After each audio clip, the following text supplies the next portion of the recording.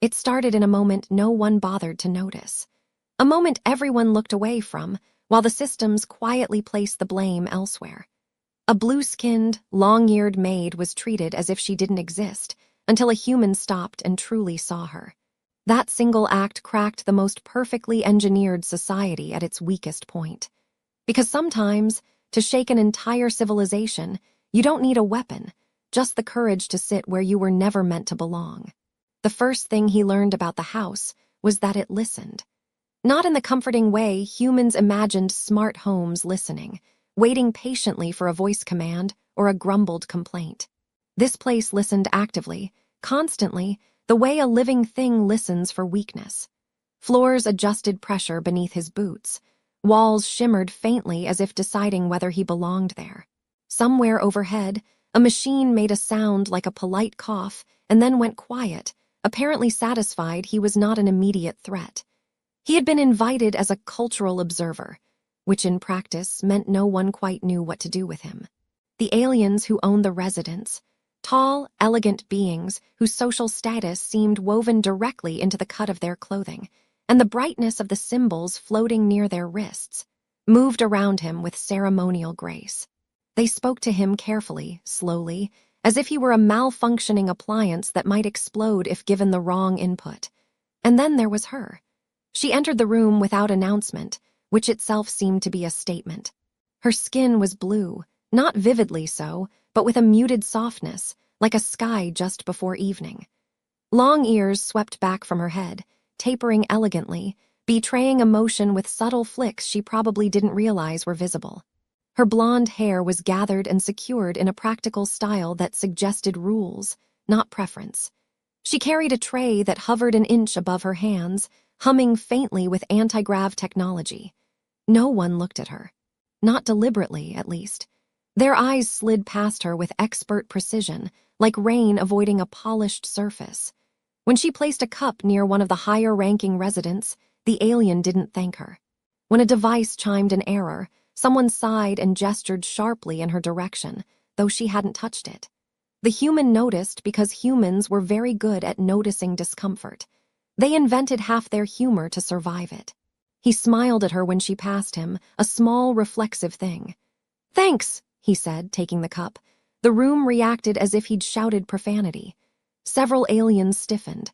One actually glanced at her, then away, as though eye contact itself might be contagious. The maid froze, just for a fraction of a second, ears twitching in a way that suggested surprise was not encouraged in her line of work. Then she inclined her head and moved on, expression carefully neutral. A glowing symbol near the ceiling pulsed an irritated yellow. "Well," the human murmured to himself, "that felt illegal." He sipped the drink.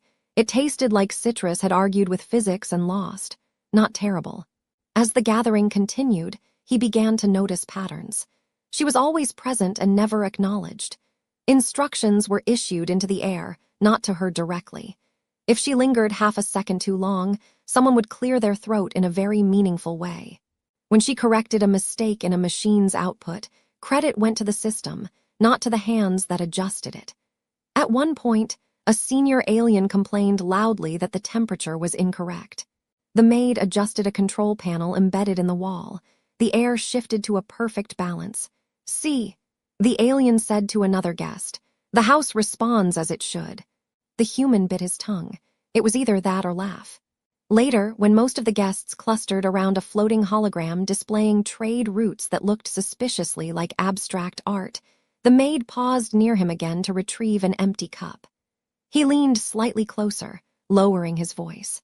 "For what it's worth," he said, "this place would fall apart without you." Her eyes flicked to him, startled. They were a darker blue than her skin, thoughtful, alert. One long ear tilted toward him despite her best efforts to remain composed. "For what it's worth," she replied quietly, "this place would fall apart without redundant systems. I am considered supplemental." "Ah," he said, "my favorite category, right between indispensable and we pretend you're furniture." A corner of her mouth twitched before she could stop it. The sound of approaching footsteps snapped the moment apart. She moved away smoothly, professionalism snapping back into place like a shield. The human straightened, heart thumping a little faster than the situation strictly required. He had crossed some invisible line, he could feel it. Not a dramatic one, not yet, but a hairline fracture in something rigid. He looked around at the flawless surfaces, the silent machines, the society humming along with perfect indifference. He thought about how carefully this civilization had arranged itself to avoid seeing certain things. Well, he muttered under his breath, this is going to get interesting. Somewhere in the walls, the house listened. The human discovered that curiosity was treated like a contagious illness. After the gathering dispersed, the house shifted modes. Light softened, corridors elongated in ways that felt mathematically rude, and the air adopted a tone that suggested productivity was now mandatory. He wandered, because wandering was the only thing no one had explicitly forbidden him from doing, and because humans tended to poke systems until they either broke or explained themselves. He found her again near a wall that wasn't there a moment ago. She was recalibrating something invisible, fingers moving with practiced precision. Symbols rippled briefly in the air, then vanished. Her long ears angled backward, a clear sign. He was learning that she was concentrating or trying very hard not to exist. "Do you ever get tired of fixing things that pretend they're self-sufficient?" he asked. She didn't look at him immediately. That alone felt like progress. "The systems are designed to avoid reliance on individuals," she said. "Individuals are inefficient." "Funny," he said. "Back home we say systems are inefficient because they're built by individuals." That earned him a glance, quick, measuring. "You enjoy contradiction," she said. "I survive on it," he replied. "Also caffeine, but I'm not sure you have that here. If you do, please keep it away from me. I'll start a revolution by accident." Her lips pressed together. One ear twitched. "Revolutions are statistically unlikely in stable hierarchies." "Ah," he said. "That's what they all say right before the chanting starts." She turned back to her work, but the tension in her shoulders had eased slightly. He took that as permission to remain. Over the next cycle, he still hadn't figured out how their time units worked, but things definitely cycled. He began to notice how often she was blamed for decisions she never made. A transport schedule misaligned. A guest offended by an incorrectly prioritized greeting. Even the house itself seemed eager to root minor failures through her presence, as if she were a convenient human-shaped error log. Alien-shaped, technically. Blue-skinned, long-eared, blonde-haired, and remarkably patient. Once, a senior administrator snapped that a display had glitched during a briefing. The human watched as she silently reset the projection from behind the room, correcting a flaw in the algorithm that had been there for decades. "Impressive," he said aloud. The room froze again. The administrator frowned. The system corrected itself. "Yes," the human agreed cheerfully, with her hands. That earned him several looks that suggested he was misunderstanding reality on purpose.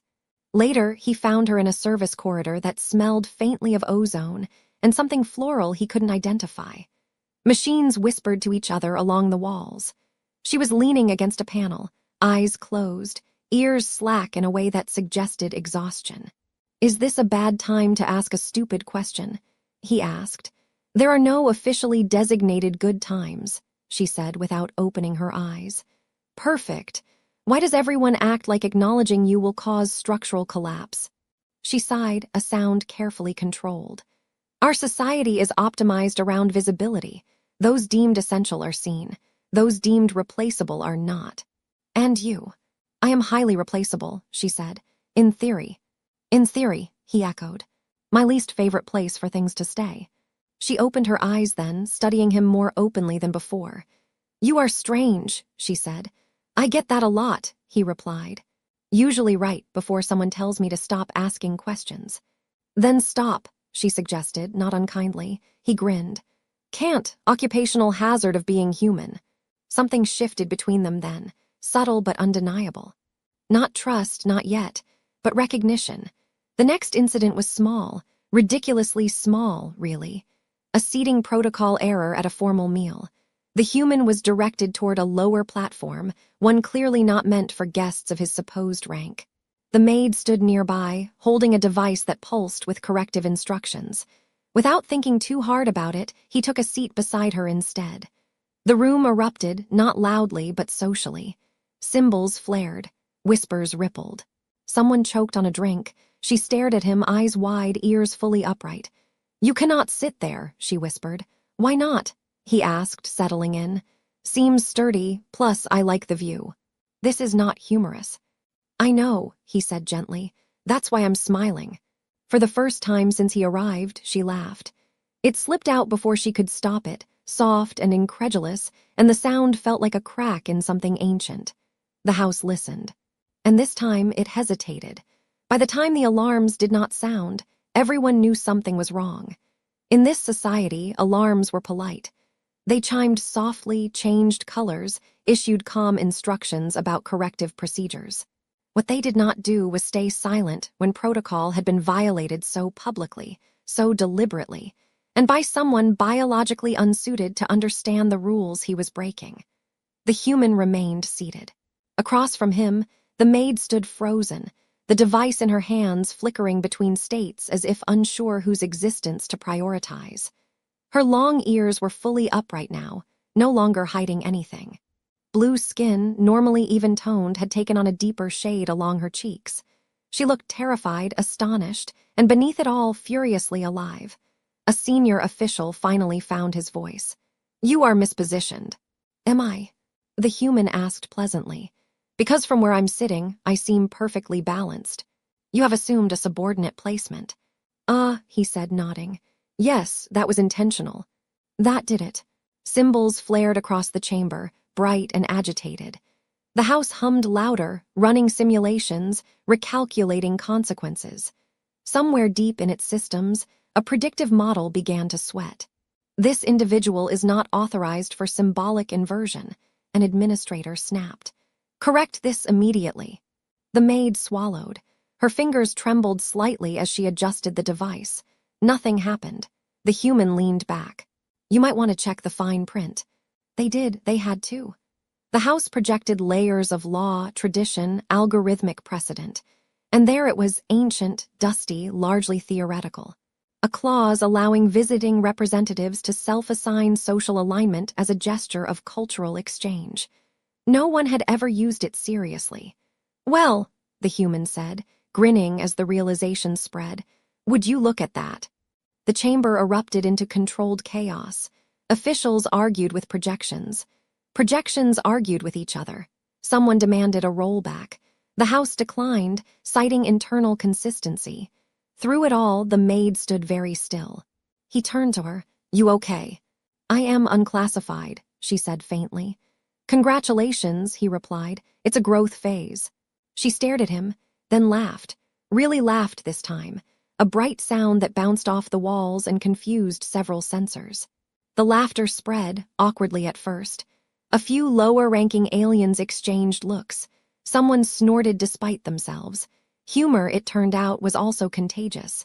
The consequences were not instant, they never were, but they were irreversible. Over the following cycles, the house adapted. It began routing acknowledgments properly. Credits attached to actions again. The maid's name, long unspoken, appeared in system logs. Others like her became visible by accident, then by habit. The human stayed longer than planned. He learned when to push and when to joke. He learned that courage didn't always look like shouting. Sometimes it looked like sitting down in the wrong place and refusing to stand up. She learned, too. Learned that her long ears did not have to lie flat. Learned that blue skin could be seen without consequence. Learned that humor could be armor. On the day he left, the house listened as always. This time it did not judge. "Will you come back?" she asked. "Probably," he said. "I have a habit of returning to places where I cause mild existential crises." She smiled, ears relaxed. "Then we will